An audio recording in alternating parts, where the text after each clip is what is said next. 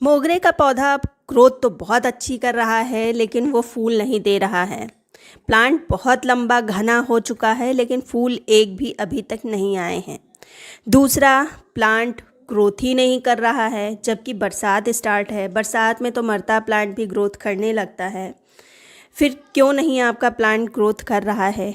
तीसरा, प्लांट पर बहुत सारे कीड़े लग चुके हैं, तो क्या करें?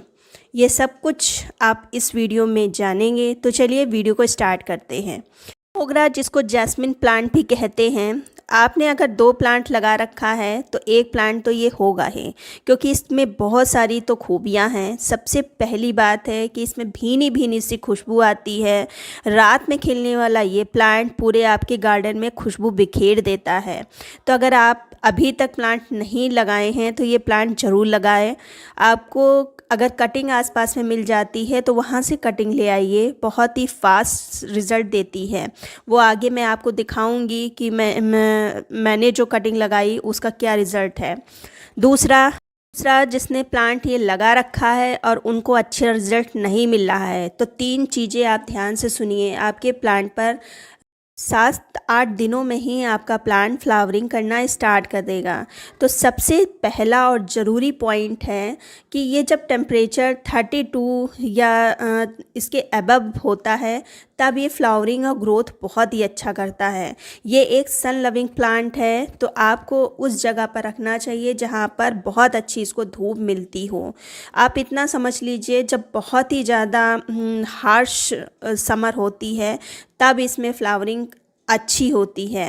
हालांकि फ्लावर अगर खिले होते हैं तो उस धूप में ये थोड़े से झुलस जाते हैं, लेकिन प्लांट बहुत ही ग्रोथ करता है तेज़ी से और बड बनाता है। तो इसलिए इस प्लांट को फुल सनलाइट में रखिए, किसी भी तरह की कोई शेड देने की ज़रूरत नहीं है। दूसरा पॉइंट, अगर आपके प्लांट पर 1-2 फ्लावर आ रहे हैं तो उन फ्लावर, जैसे ही फ्लावर वो फेड हों, उनको कट कर दीजिए। अब जैसे मैंने इस वाले प्लांट पर आप देख रहे होंगे, मैंने जहाँ जहाँ से फ्लावर फेड हुए थे वहाँ वहाँ की उसकी प्रूनिंग की है। तो देखिए निशान बने हुए हैं और वहाँ से 2 ब्रांचेस निकल रही हैं। तो प्लांट की ग्रोथ के लिए ये चीज़ ज़रूरी है। प्रूनिंग आप करते रहिए। अगर आपके प्लांट में फ्लावरिंग नहीं भी आ रही है तब भी एक बार प्रूनिंग कर दीजिए। नई ग्रोथ जो आएगी उसमें बड ज़रूर आएगी। और सबसे ख़ास बात, अगर कोई ब्रांच लंबी लंबी सी जो और ग्रोथ है प्लांट की, उससे अगर लंबी भाग रही है तो उस ब्रांच को ज़रूर कट कर दें, क्योंकि उस ब्रांच में कोई भी फ्लावरिंग बड नहीं आएगी। ये चीज़ आप ध्यान रखिए। तीसरा जो पॉइंट है ये है फर्टिलाइज़र। लेकिन उसके पहले तो देखिए, मैंने जो कटिंग लगाई थी, जिसको रीपॉट किया था, देखिए कितनी बड़ी हो गई है। बरसात में मोगरे के प्लांट की ग्रोथ बहुत ही तेज़ होती है। एक ये कटिंग लगाई थी, एक दूसरा ये जो प्लांट है, देखिए ये प्लांट कितना बड़ा हो गया है। ये मुश्किल से 3 महीने का प्लांट है और वीड्स देखिए कितनी सारी लगी हुई हैं। ये बरसात में बहुत जल्दी लग जाती हैं। तो कटिंग अभी भी टाइम है, आप कटिंग लगा सकते हैं। तो चलिए अब बात कर लेते हैं इसकी फर्टिलाइज़र की। तो किसी भी प्लांट की ग्रोथ के लिए 3 चीज़ें बहुत ही ज़्यादा आवश्यक होती हैं, नाइट्रोजन, पोटेशियम और फास्फोरस। लेकिन इसके अलावा भी ऐसे 22 एलिमेंट होते हैं जो प्लांट की ग्रोथ के लिए बहुत ही ज़्यादा आवश्यक होते हैं, इनकी फ्लावरिंग के लिए बहुत ज़्यादा आवश्यक होते हैं। जैसे मैग्नीशियम है, आयरन है, ये सभी चीज़ें ऐसी हैं जो प्लांट को चाहिए, लेकिन बहुत ही थोड़ी मात्रा में चाहिए। तो जो मैं फर्टिलाइज़र बताऊंगी उसमें ये सब चीज़ें पाई जाएंगी। मैं 2 तरह की फर्टिलाइज़र बताऊंगी, एक केमिकल होगी और एक घर की होममेड फर्टिलाइज़र होगी। दोनों का अगर आप प्रयोग करेंगे तब तो बहुत ही अच्छा रिज़ल्ट आपको मिलेगा। अगर दोनों में से कोई एक फर्टिलाइज़र भी अगर प्रयोग कर लेते हैं तब भी प्लांट आपका अच्छे ग्रोथ करेगा और फ्लावरिंग करेगा। तो उसमें सबसे पहला केमिकल फर्टिलाइज़र की अगर बात करी जाए, तो मैंने 1 गिलास पानी लिया है और उसमें जो डाला है सबसे पहले ये है DAP, डाई अमोनिया फास्फेट। अगर आप केमिकल का यूज़ करते हैं तो ये फर्टिलाइज़र आपके पास होगा। तो अगर है तो आप यूज़ करिए, अगर केमिकल नहीं है तो जो मैं आगे घर की फर्टिलाइज़र बताऊंगी उसको आप यूज़ कर सकते हैं। तो मैंने देखिए 20-25 दाने ये लिए हैं DAP के, और 1 गिलास पानी में ये मैंने डाल दिया है। जो दूसरी चीज़ लेनी है ये है पोटेशियम। फ्लावरिंग लाने के लिए पोटेशियम बहुत ही ज़्यादा आवश्यक है। सिर्फ फ्लावरिंग नहीं, प्लांट की इम्यूनिटी को बूस्ट करने के लिए भी बहुत ज़्यादा आवश्यक है। दोनों ही को अच्छे से डाल के घोल लेंगे अच्छे से। और डीएपी बहुत ही जल्दी पानी में डिज़ोल्व हो जाती है। तो इस तरह से हम अगर चाहें तो इस पानी में और पानी मिक्स करके अपने प्लांट में डाल सकते हैं। मैं तो इसी तरह से अपने प्लांट में दूंगी। और ये तब देना है जब प्लांट की मिट्टी अच्छे से सूखी हो, हल्की सी मॉइस्ट हो, तब देना है। अगर प्लांट की मिट्टी गीली रह रही है तो फिर कोई फर्टिलाइज़र नहीं दी जाएगी। प्लांट की मिट्टी जब सूख जाएगी, हल्की सी मॉइस्ट हो जाएगी, तभी इस तरह की फर्टिलाइज़र दी जाएगी। फिर अगर आप लिक्विड नहीं देना चाहते तो इसको आप इसी तरह से दे सकते हैं। अब बात कर लेते हैं होममेड फर्टिलाइज़र।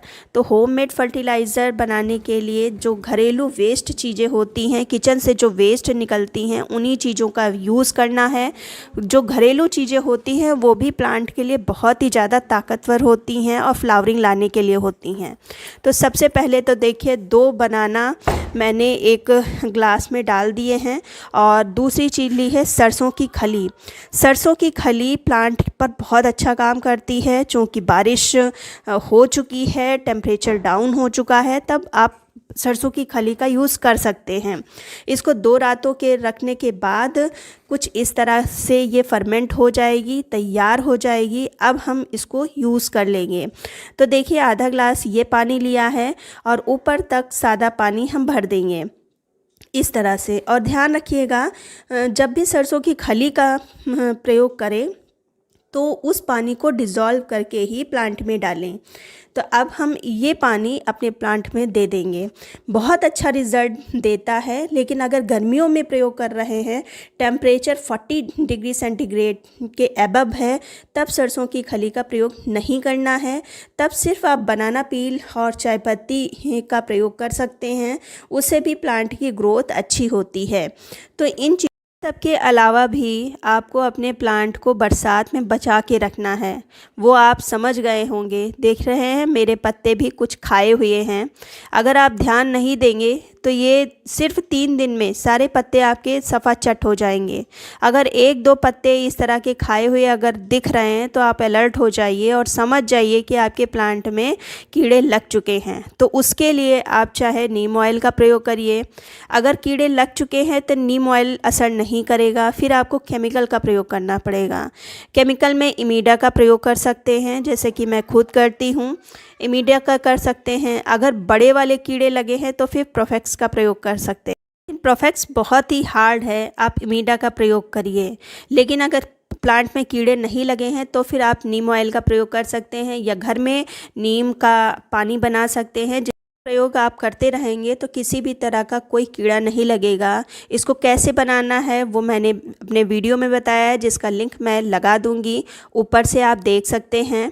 अब चीज़ों का आप ध्यान रखिए, लेकिन सबसे ज़्यादा ज़रूरी धूप है और प्रूनिंग है प्लांट की, और मिट्टी है। मिट्टी इसके लिए बहुत अच्छी बनाइए।